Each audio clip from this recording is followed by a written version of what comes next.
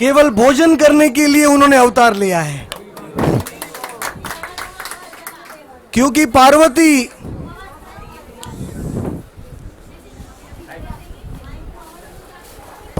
ने बहुत विनती किया, लेकिन महादेव ने महाप्रसाद पार्वती को नहीं दिया, क्योंकि महादेव को भी महाप्रसाद का एक ही दाना मिला था। किसके पास से मिला था? नारद जी के पास से। तो पार्वती को जब महाप्रसाद नहीं मिला तो पार्वती बहुत गुस्सा हो गई। पार्वती ने 10,000 साल तक तपस्या किया और जगन्नाथ की आराधना किया।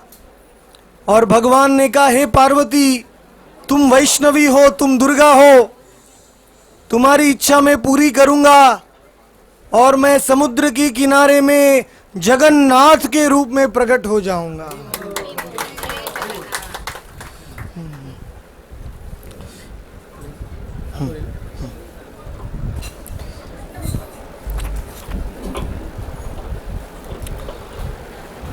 और पार्वती ने पूछा, आप प्रकट होके क्या करेंगे प्रभु? भगवान ने कहा, मैं भोजन करूंगा। इंद्रद्युम्न राजा ने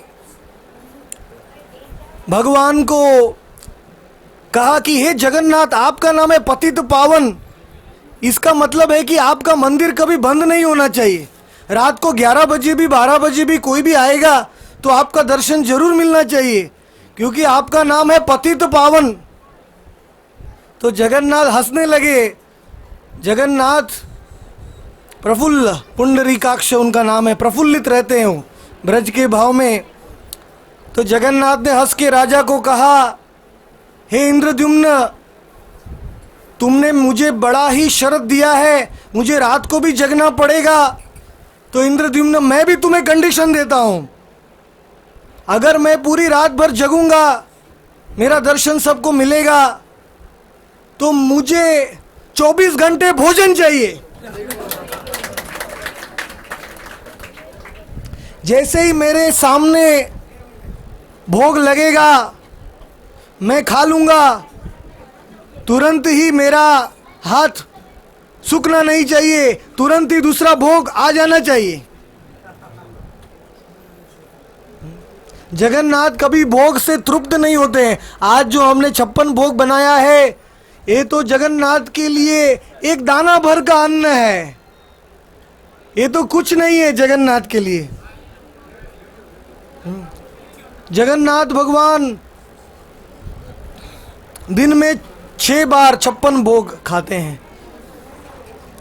और जगन्नाथ ने कहा, हे पार्वती, तुम्हारी उत्कंठा के कारण मैं वचन देता हूं कि मैं इस भोग को खाऊंगा और मेरा पतित पावन धाम जगन्नाथपुरी में मेरा महाप्रसाद जो केवल नारद को मिला था वैकुंठ में, वो महाप्रसाद कुत्तों को मिलेगा, गाय को मिलेगा, चंडाल को मिलेगा, सबको मिलेगा। कोई भी जगन्नाथपुरी में मेरा महाप्रसाद के बिना जा नहीं सकता है, भूखा नहीं रहेगा। इसीलिए मैं भोग को स्वीकार करूंगा। जगन्नाथपुरी में मंदिर में छत्र भोग मंडप है, जो आदि शंकराचार्य ने बनाया था। वो भी शंकर जी के अवतार हैं, आदि शंकराचार्य। तो जब पुरी में आए तो उन्होंने देखा कि जगन्नाथ को भोग लग रहा है, लेकिन भोग मंडप खंडित हो गया है। तो शंकराचार्य ने ऐसा भोग मंडप बनाया कि उसमें सीधा रास्ता जगन्नाथ के रसोई घर से सीधा रास्ता आता है, और उसमें जो जगन्नाथ के सेवक हैं वो केवट की तरह, आपने देखा होगा पुरी में वो केवट कैसे होता है, ऐसे बाम्बू लेता है, उसके दोनों साइड में मटका होता है। वैसे ही जगन्नाथ का मटके को कहते हैं कुड़िया। क्या कहते हैं? कुड़िया में भोग लगता है। जगन्नाथ को भोग सोने चांदी में या स्टेनलेस स्टील में या नहीं लगता है, जिस मटके में बनता है उसी मटके में जगन्नाथ जी उसको खाते हैं। और वही मटके भर के भोग मंडप में लेके आते हैं और जगन्नाथ जी को जब भोग लगता है तब पुजारी जब भोग अर्पण करता है, पूजा पंडा कहते हैं उसको, जो मुख्य पंडा है, तो उसको हाथ में पानी लेता है तो उसमें जगन्नाथ का मुखारविंद दिखता है। फिर उसको पता चलता है जगन्नाथ जी ने खा लिया।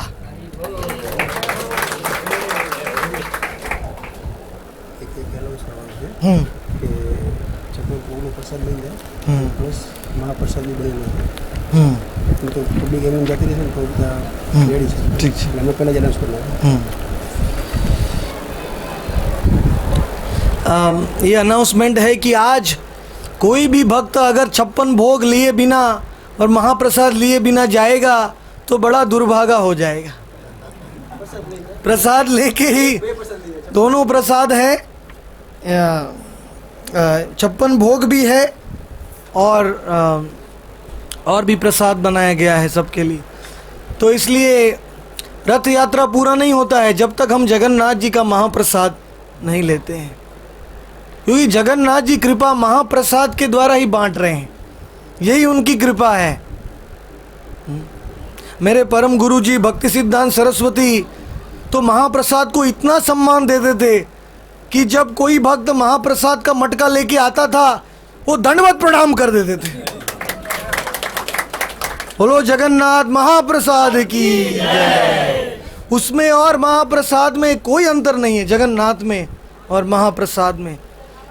चैतन्य चरितामृत में जगन्नाथ जी के महाप्रसाद को बोला है कृष्णेर अधरामृत। कृष्ण का अधरामृत, जगन्नाथ जी के होंठ कितने लाल हैं देखते हैं आप। तो जगन्नाथ जी का अधरामृत पूरा महाप्रसाद में आ जाता है, कृष्ण का फेला। और जैसे ही वो महाप्रसाद हमारे होंठ को स्पर्श करता है, हमारे अंदर जाता है, हमको भी जगन्नाथ का प्रेम मिल जाता है। इस प्रकार से जगन्नाथ अपने प्रेम को ट्रांसफर करते हैं महाप्रसाद के द्वारा। तो इसीलिए भक्ति सिद्धांत सरस्वती पहले तो उस भक्त को प्रणाम करते थे दंडवत, और फिर जो महाप्रसाद का मटका लिया है उसकी 4 बार प्रदक्षिणा करते थे, क्योंकि भगवान की 4 बार प्रदक्षिणा होती है तो महाप्रसाद की भी 4 बार प्रदक्षिणा होनी चाहिए। फिर हम महाप्रसाद लेने के अधिकारी बन जाते हैं। जब गौरांग महाप्रभु नाट्य मंडप जगमोहन में नाट्य मंडप में खड़े थे तो पुजारी ने लाके थोड़ा महाप्रसाद दिया भगवान को, तो भगवान ने 2 घंटे तक महाप्रसाद का ही स्तुति किया। भगवान ने कहा इलायची है, ये शक्कर है, ये मिर्ची है, जीरा है, हल्दी है, ये सब महाप्रसाद में डाला जाता है भगवान के लिए बनाने के लिए। ये पदार्थ सब भौतिक पदार्थ हैं, भोजन के पदार्थ हैं, हम सब भी उसको खाते हैं। लेकिन ये पदार्थ जब भगवान के सामने रखे जाते हैं नाना प्रकार के व्यंजन के द्वारा, तो ये चिन्मय बन जाते हैं, ये साधारण नहीं रहते हैं, उसका सुगंध ही अलग हो जाता है, क्योंकि भगवान उसको स्वीकारते हैं। इसलिए बद्रीनाथ में भगवान सुबह उठ जाते हैं, द्वारका में श्रृंगार करते हैं, जगन्नाथपुरी में भोजन करते हैं, फिर इतना भोजन करते हैं कि उनको नींद आती है, रामेश्वर में जाके सो जाते हैं। लेकिन प्रॉब्लम यह है कि सचमुच जो सत्य है कि भगवान पूरी को कभी नहीं छोड़ते हैं, क्योंकि भगवान को भोजन बहुत प्रिय है। किसको भोजन प्रिय नहीं है, सबको तो प्रिय है। तो भगवान को अतिशय प्रिय है। और भगवान का पुरी में ऐसी विशेषता है कि जगन्नाथपुरी में श्री मंदिर में जगन्नाथ का महाप्रसाद स्वयं लक्ष्मी देवी बनाती हैं, और गुंडीचा मंदिर में जगन्नाथ का महाप्रसाद कौन बनाती हैं? राधा रानी। बोलो जय जय श्री राधे। तो भगवान 356 दिन लक्ष्मी का महाप्रसाद खाते हैं, लेकिन खा खा के फिर भगवान को लगता है मुझे राधा का महाप्रसाद खाइए 9 दिन के लिए। तो भगवान गुंडीचा में जाते हैं, इसलिए रथ यात्रा होती है राधा रानी का महाप्रसाद खाने के लिए। गुंडीचा मंदिर में भी 752 चूल्हा है। कितना चूल्हा है? 752 चूल्हा है। 6 बड़े बड़े रूम है, बीच में है सुन कुआ, वो कुएं का मीठा पानी से ही जगन्नाथ जी का रसोई होता है। और अन्नपूर्णा सरस्वती देवी का वास है गुंडीचा में। लेकिन गुंडीचा में पीठ पान आदि व्यंजन नहीं बनाए जाते हैं। गुंडीचा में दूध दही के व्यंजन बनाए जाते हैं, क्योंकि वो तो वृंदावन है। कभी कभी आप जानते हैं ऑफिस में आप काम करेंगे तो आपको वो ऑफिस का भोजन मिलता है, लेकिन घर में आएंगे तो कुछ नमकीन अच्छा अच्छा घर का भोजन मिलता है। उसी प्रकार भगवान का वृंदावन भगवान का घर है, और वो भोजन उनको केवल गुंडीचा में मिलता है। तो गुंडीचा का महाप्रसाद तो खाने के लिए बहुत बड़े बड़े भक्त। विभीषण भी श्रीलंका से आता है, पता है आपको? विभीषण जब भगवान गुंडीचा में रहते हैं तो नवमी के दिन समुद्र में से विभीषण निकलता है। एक बार तो पंडा ने उसको भी पकड़ लिया, बोला मुझे दक्षिणा दे दो। पुरी के पंडों को आप जानते होंगे, लाठी मारते हैं और दक्षिणा लेते हैं। वो भी जगन्नाथ की लाठी है, कृपा है। तो विभीषण इतना कंटाल गया कि अपना कंगन निकाल के दे दिया। अभी भी है वो कंगन विभीषण का पुरी में। और एक बार तो विभीषण आया, समुद्र में से निकले और डायरेक्ट गंभीरा में गए गौरांग महाप्रभु को मिलने के लिए। बोले पहले मैं चलते फिरते जगन्नाथ को मिलूंगा, फिर मैं स्थायी जगन्नाथ को मिलूंगा। गौरांग महाप्रभु वो जंगम जगन्नाथ हैं, और ये जगन्नाथ स्थायी जगन्नाथ है। तो जैसे ही वो गुंडीचा में गंभीरा में गए तो महाप्रभु ने कहा कि हे विभीषण, तुम बहुत धनवान हो, तुम लंका से आ रहे हो, तुम्हारे पीछे पीछे एक गरीब आदमी आ रहा है, तुम्हारे शरीर में सोना को देख के उसको थोड़ा धन दे दो। भगवान इतने दयालु हैं कि हमारी सब इच्छाओं को पूरी करते हैं।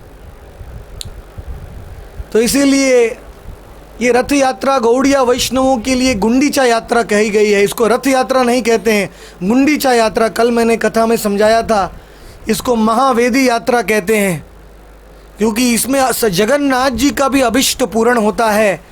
गुंडीचा में जाके राधा रानी का संग मिलता है। गुंडीचा में ब्रज के सारे 12 वन वहाँ मौजूद हैं। तो इसलिए रमेश भाई का घर अभी द्वारका हो गया और ये हॉल हो गया वृंदावन। कि भगवान यहाँ 9 दिन तो नहीं रहेंगे, 9 घंटे 9 मिनट तो रहेंगे। भगवान जहाँ भी रुक जाते हैं रथ यात्रा के समय में वो वृंदावन बन जाता है। बल्कि रथ यात्रा की जो सजावट है रास्ते की, वही इसी प्रकार से होती है कि भगवान को वृंदावन के वन सब दर्शन होता है, सौंदर्य का। तो इस प्रकार से आज मुझे कहा गया है कि महाप्रसाद की महिमा सुनना है।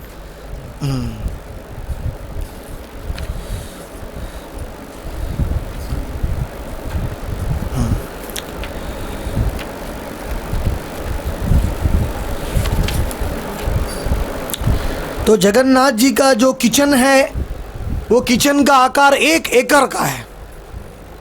1 एकड़ का किसी का घर भी नहीं है, लेकिन जगन्नाथ जी का किचन है, क्योंकि जगन्नाथ जी ने कहा कि सब जीवों को मैं महाप्रसाद बांटूंगा। और 600 रसोइया प्रतिदिन रसोई करते हैं, 1000 काटने वाले हैं सब्जी। और नारियल का तो पूरा कम से कम 10-20 ट्रक भर के आता है नारियल। जगन्नाथ जी को नारियल बहुत पसंद है, सब व्यंजन में डाला जाता है, और दाल में सब में भी थोड़ा मीठा डाला जाता है।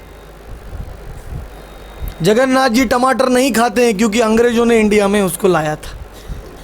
जो मूल सब्जी है जगन्नाथ जी उसको खाते हैं, और भोग लगता है। गाजर भी नहीं खाते हैं। तो उस प्रकार से जगन्नाथ जी का कई प्रकार से भोग होता है। कांदा, लहसुन, आलू भी जगन्नाथ जी के लिए आलू भी इस्तेमाल नहीं होता है, क्योंकि जगन्नाथ जी आलू खाएंगे तो उनको गैस हो जाएगा। जो भगवान के भक्त जगन्नाथ जी को पूरी रात जगना है, सब भक्तों को दर्शन देना है। आलू खाने से नींद आ जाता है, इसलिए जगन्नाथ जी को आलू नहीं मिलता है, मिर्ची भी नहीं डालते हैं जगन्नाथ जी के भोजन में। और जब भगवान जगन्नाथ जी का भोग शुरू करते हैं तो बड़ा यज्ञ होता है रसोई घर में। 752 चूल्हा में अग्नि प्रकटाई जाती है और वो यज्ञ होता है और वो अग्नि में नरसिंह भगवान प्रकट होते हैं। उसके बाद में रसोई होती है। जय।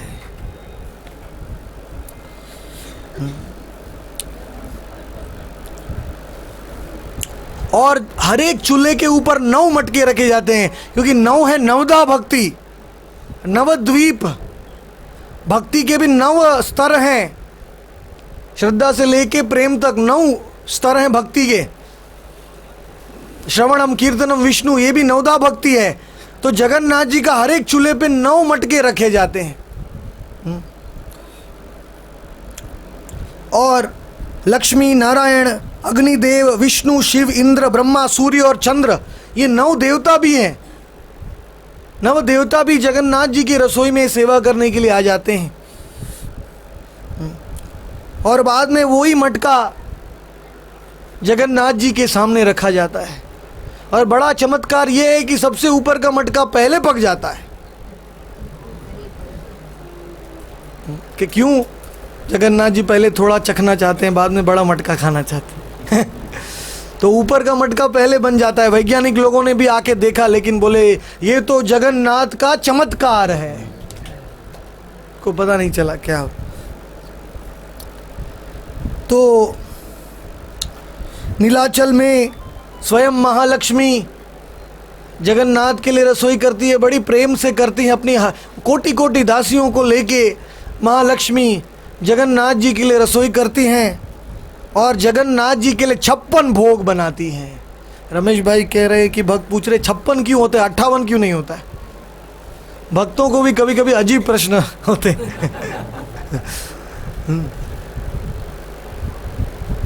तो आज मैं ये प्रश्न का उत्तर दूंगा कि भगवान को 56 भोग क्यों चढ़ाया जाता है, 55 क्यों नहीं और 58 क्यों नहीं? इसका उत्तर बहुत आसान है, क्योंकि 56 भोग